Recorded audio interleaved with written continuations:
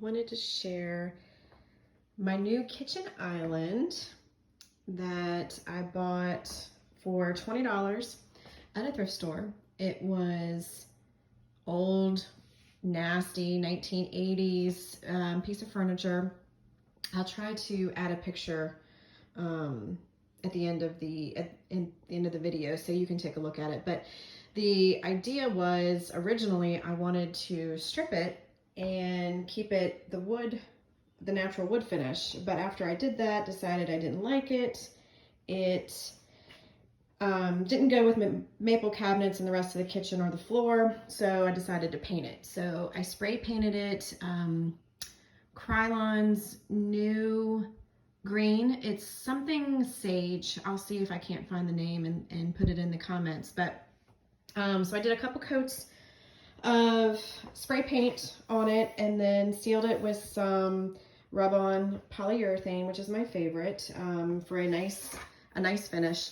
And then I just took some gold paint and painted the flower inlays. It was one of the favorite things that I loved about the piece. And then my absolute favorite is this awesome resin top that I did. I have never worked with resin before, so this was a first. It was more of an experiment than anything else. I kind of had this vision for this piece, and I just decided to go for it and give it a try. So I used this kit from Lowe's. I am not a resin artist, like I said. This is the first time I've ever used it. This was, I think Lowe's had maybe a couple different types of glaze. This was the clear glaze, and it was the cheaper kit. Super easy to use. Like the box says, it's a 1-to-1 ratio. So there is the epoxy piece and then the activator. And so you literally just mix it 1-to-1 and then you just pour it in. So what I did, this top is actually a cheap piece of pine that I also got from Lowe's. I had my husband cut it to size. And then I did several coats of white chalk paint that I just had laying around the house. It was not my favorite paint, and I really just wanted to kind of get rid of it. So I used it, and let me zoom out a little bit so you can see a little bit more.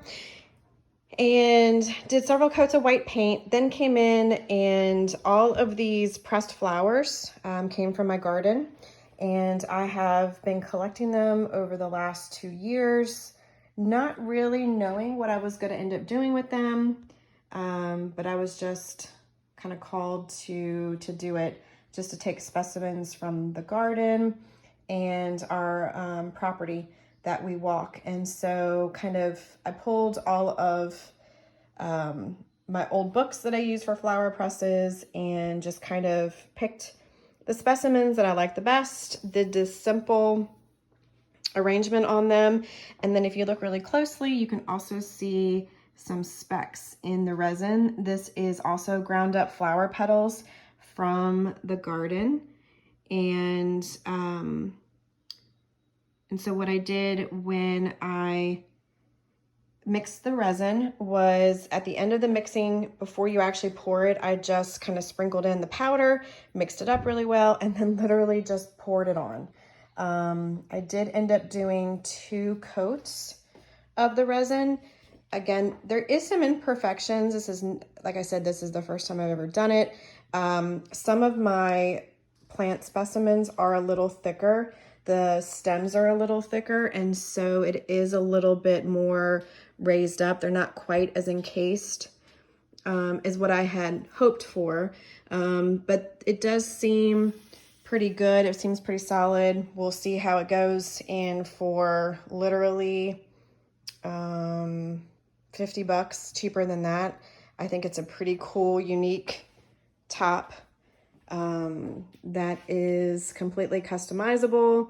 And yeah, it's pretty awesome. It's unique. It's special to our property, and I just love it. So a couple of additional quick notes is, if you decide to do this, I learned a little bit, and so I do want to do a couple more projects with resin for the kitchen that we're kind of upgrading.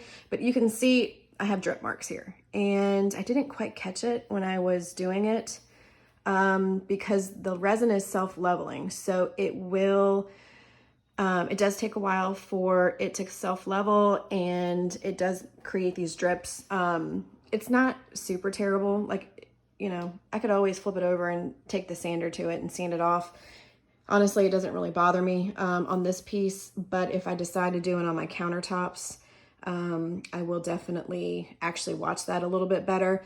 And then as far as the kitchen island goes, I've got a little bit more work to do. I'm going to get some different bins for the shelves for extra storage, and then I'm going to do something on the back side, hang some cutting boards or tea towels or something a little bit, something useful. So if you are a resin artist or have worked with resin and you have any additional tips, tricks for anybody else, please feel free to leave them in the comment section.